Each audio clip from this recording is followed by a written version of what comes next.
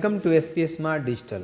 बच्चों, यहाँ पे मैं एक पेपर डिस्कस कर रहा हूँ जो कि 11th क्लास का है और ये जो पेपर है इसको एक बच्चे ने सॉल्व किया है। तो हम देखेंगे कि कहाँ कहाँ पे बच्चे ने गलत किया, कहाँ कहाँ पे उसने सही किया है। फर्स्ट क्वेश्चन है write the dimension of surface tension and universal gravitational constant. ठीक है, तो सरफेस टेंशन क्या होता है? Surface tension is equal to force upon length होता है। So this is equal to force upon length. So this is equal to ml/t-2, force का हो गया और लेंथ का हो गया l। So this is mt-2 is the correct answer. Dimension formula of capital G भी पूछा हुआ था, तो capital G is equal to this is FR² upon m into m हो गया। So this is equal to इसको जब dimension formula निकालेंगे तो m-1 l3t-2 करेक्ट आंसर है। नेक्स्ट क्वेश्चन में है find the number of significant figure in 0.0003 and 3.14। तो 0.0003 में सिग्निफिकेंट कितने हैं? 1 है और 3.14 में सिग्निफिकेंट कितने हैं? 3 हैं। नेक्स्ट क्वेश्चन अगर हम देखें तो थर्ड में why vectors can not be added algebraically. तो vectors can not be added algebraically because of their direction. Vector have direction so they can not be added algebraically. Correct है। Next question है fourth में कि why does a gun requires when a bullet is fired. तो देखो पूरा बच्चे ने explain किया यहाँ पे कि gun requires when a bullet is fired because of the required velocity, या फिर मैं यहाँ पे कह सकते हैं कंजर्वेशन ऑफ लीनियर मोमेंटम। ठीक है, कंजर्वेशन ऑफ लीनियर मोमेंटम लिखे तो ज़्यादा बढ़िया है। कंजर्वेशन ऑफ लीनियर मोमेंटम ही होता है यहाँ पे कि एक्सटर्नल फोर्स जब जीरो होता है तो इनिशियल मोमेंटम और फाइनल मोमेंटम जब इक्वेट करते हैं तो यहाँ पे रिक्वायर्ड वेलोसिटी ये आता है। तो ज़्यादा अच्छा हो कि हम, हालांकि ये भी बच्चे ने ठीक ही लिखा है, कोई दिक्कत नहीं है, लेकिन ज़्यादा अच्छा हो कि यहाँ पे हम लिखें कि why does a gun required when a bullet is fired, तो because of conservation of linear momentum and उसके बाद ये velocity v equal to -mv/m, ये सब लिखते हैं आप अच्छे से। नेक्स्ट क्वेश्चन है what is the basic condition of simple harmonic motion. तो the basic condition of simple harmonic motion is that the body moves to and fro with fixed path. Basic condition यही है कि to and फ्रो उसका क्या होना चाहिए? Motion होना चाहिए। और आप यहाँ पे कह सकते हैं कि बेसिक कंडीशन में आप ये लिख सकते हैं, ज़्यादा अच्छा रहेगा, कि जो फोर्स होता है, force is directly proportional to minus of displacement होता है इसमें। ठीक है, तो ये भी इसमें आप साथ में मेंशन करें कि the basic condition of SHM is that the body moves to and fro. To and fro तो मोशन होता ही है, लेकिन इसमें क्या होता है, फोर्स जो होता है directly proportional to minus of displacement होता है, या आप कह सकते हैं कि acceleration is directly proportional to minus of displacement होता है। आप ये भी लिख सकते हैं यहाँ पे कि acceleration is directly proportional to minus of displacement. तो ये इसमें जरूर मेंशन यहाँ पे आप करें। नेक्स्ट क्वेश्चन में define beats. Beats can be defined as a intensity of sound that occurs in waves. ठीक है, तो ये देखो डेफिनेशन उतना मुझे अच्छा नहीं लगा, इसलिए मैंने यहाँ पर लाइन किया है। बीट्स होता है बेटा one loud sound and one faint sound. जो consecutively one loud sound and one faint sound आपको मिलता है, this is known as a one beat, उसको हम कहते हैं। ठीक है, तो beats can be defined as the intensity of sound that occurs in waves. तो ये कोई मतलब डेफिनेशन का यहाँ पे नहीं है। नेक्स्ट क्वेश्चन है कि in case of uniform circular motion acceleration of particle is zero. Uniform circular motion जब होता है तो एक्सेलरेशन ऑफ पार्टिकल जीरो होता है? नो। क्यों नो? क्योंकि बेटा एक्सेलरेशन जो होता है, यूनिफॉर्म सर्कुलर मोशन है तो टेंजेंशियल एक्सेलरेशन नहीं होगा, लेकिन सेंट्रीपिटल एक्सेलरेशन तो होगा ही। सेंटर के टुवर्ड्स में तो एक्सेलरेशन होता ही है, तो एक्सेलरेशन को जीरो आप नहीं कर सकते। तो बच्चे के यहाँ पे गलत हुआ है। नेक्स्ट में देखें at what angle of projection range of projectile is maximum. Range of projectile जो होगा वो मैक्सिमम होगा कब? तो रेंज ऑफ प्रोजेक्टाइल मैक्सिमम होगा कब? मैक्सिमम होगा जब आपका एंगल जो होगा 45 डिग्री से फायर किया जाएगा। नेक्स्ट है डिफाइन एब्सोल्यूट जीरो। तो absolute zero temperature when the random motions of molecules is stopped is called absolute zero. Correct है।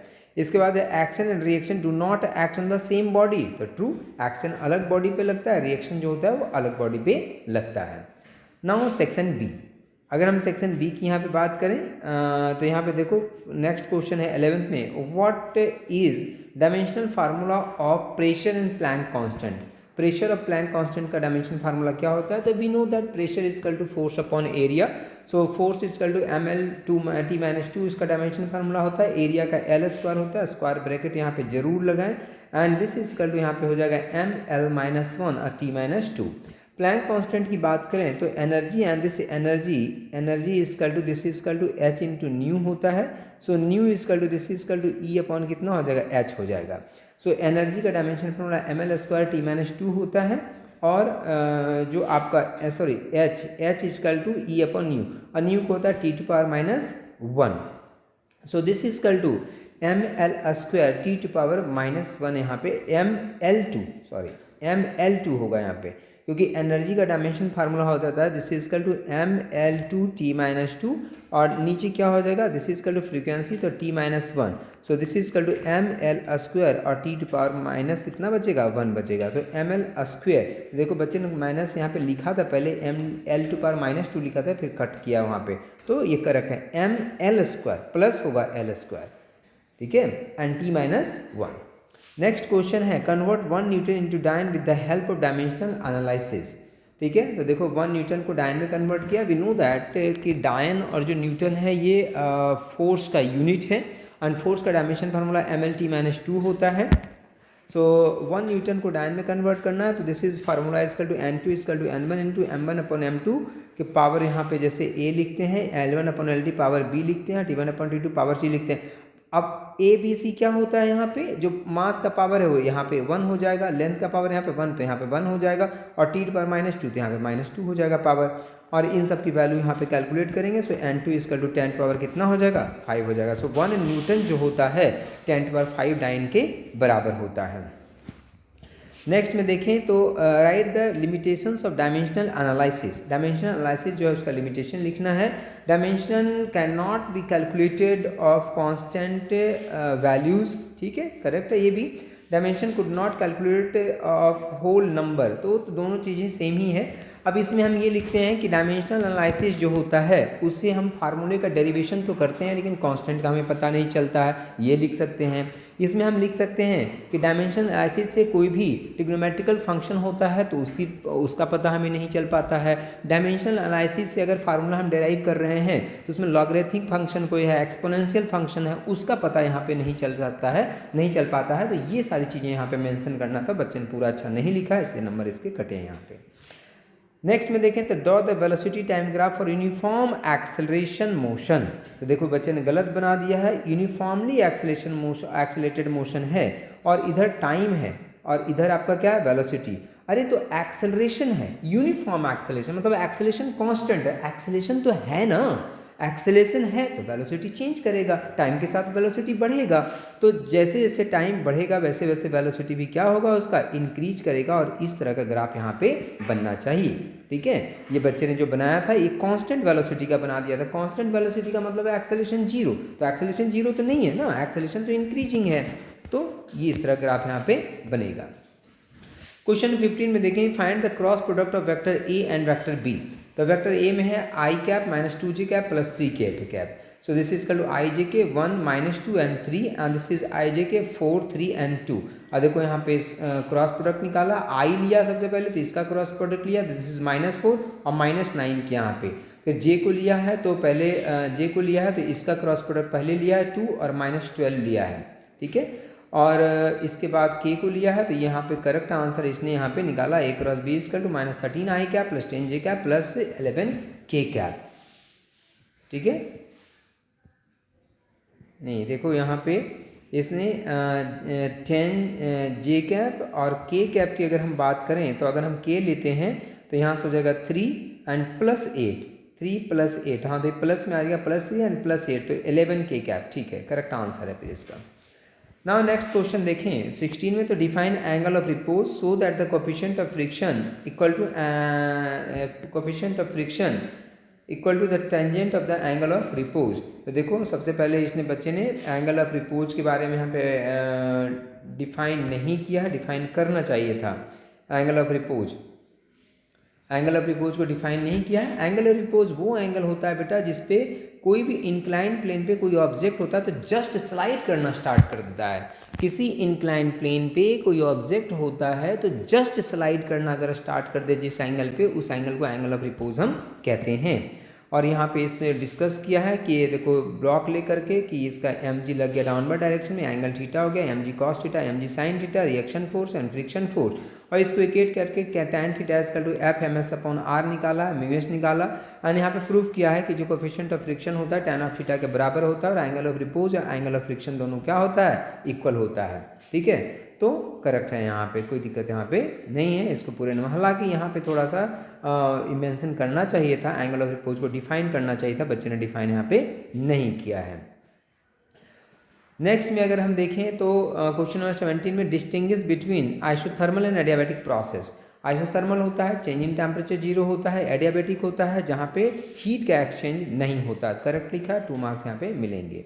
सेक्शन सी में अगर देखें हम, अच्छा ये क्वेश्चन यहाँ पे एक और क्वेश्चन था कि does the internal energy of A system change during isothermal process, if not why. तो इसका देखो आंसर बच्चे ने यहाँ पे नहीं लिखा है, तो इसका आंसर क्या होगा, इसका आंसर होगा कि does the internal energy of A system change during isothermal process, तो नो। अगर आइसोथर्मल प्रोसेस है तो internal energy of the system change नहीं करेगा। क्यों नहीं करेगा, इसका क्या कारण है? कारण ये है कि आइसोथर्मल प्रोसेस जो होता है वो होता है टेम्परेचर कांस्टेंट प्रोसेस, और इंटरनल एनर्जी जो होता है फंक्शन ऑफ टेम्परेचर होता है। जब टेम्परेचर चेंज करेगा तभी इंटरनल एनर्जी आपका चेंज करता है, अगर टेम्परेचर चेंज नहीं कर रहा है तो आपका इंटरनल एनर्जी चेंज नहीं करेगा। तो ये इसका कारण में लिखना था। नेक्स्ट देखिए हम सेक्शन सी।